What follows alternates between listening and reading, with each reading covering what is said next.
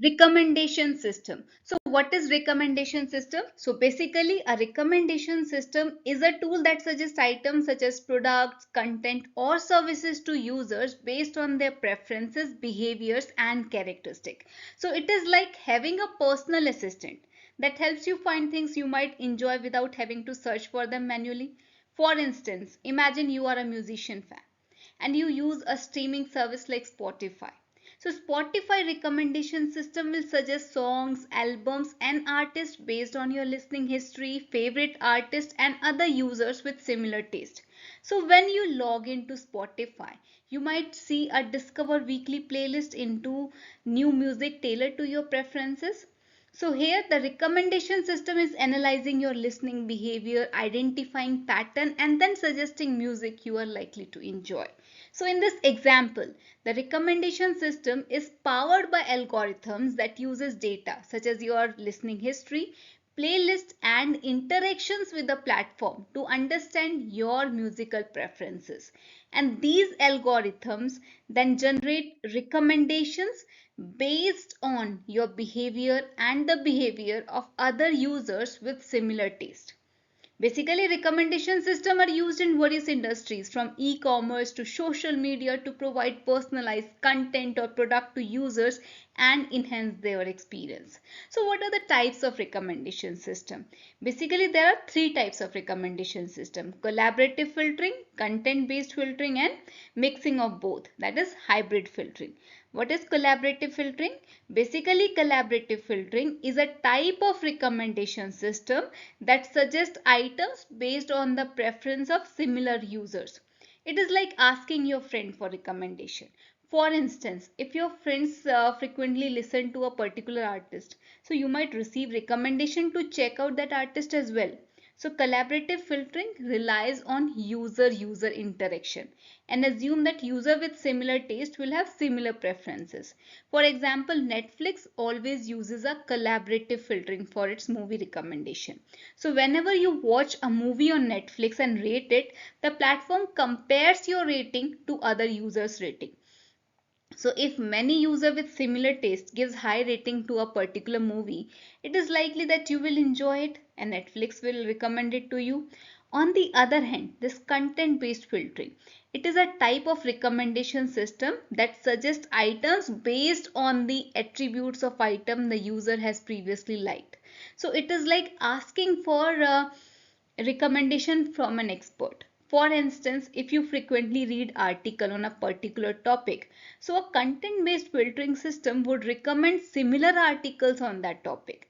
So content based filtering relies on item similarities and assume if you liked one item, you are likely to enjoy similar items. For example, Amazon uses a content based filtering for its product recommendation. So whenever you purchase a book on Amazon, the platform suggests related books based on its content such as author, genre or keywords. So if you have purchased a book on cooking, Amazon will recommend other cookbooks but not necessarily based on what other users have purchased. Then comes hybrid filtering. Now this hybrid recommender system, they combine elements from multiple recommendation approaches to provide more accurate and diverse recommendation. So it is like asking multiple experts and friends for recommendation. For instance, a hybrid system would combine a collaborative filtering approach with a content based filtering approach. So this can help mitigate the cold start problem and improve the overall recommendation quality. For example, YouTube uses a hybrid recommendation system for its video suggestions. So the system considers both the user's viewing history and the characteristics of the video. Example, tags, keywords and video metadata to make recommendations. So in summary, there are different types of recommendation system that uses different data and algorithms to generate personalized recommendation. Now, how to make this recommendation system from scratch? Say for application, we take Pocket FM. So building a recommendation system from scratch for Pocket FM can be challenging but also exciting opportunity to learn. So what are the steps involved in this? First step in this can be to gather data. Basically, to build a recommendation system, you will first need data about your users and the content they consume on Pocket FM. So collect data on user interaction, such as which podcast they listen to, how long they listen, when they listen, how frequently they use the app.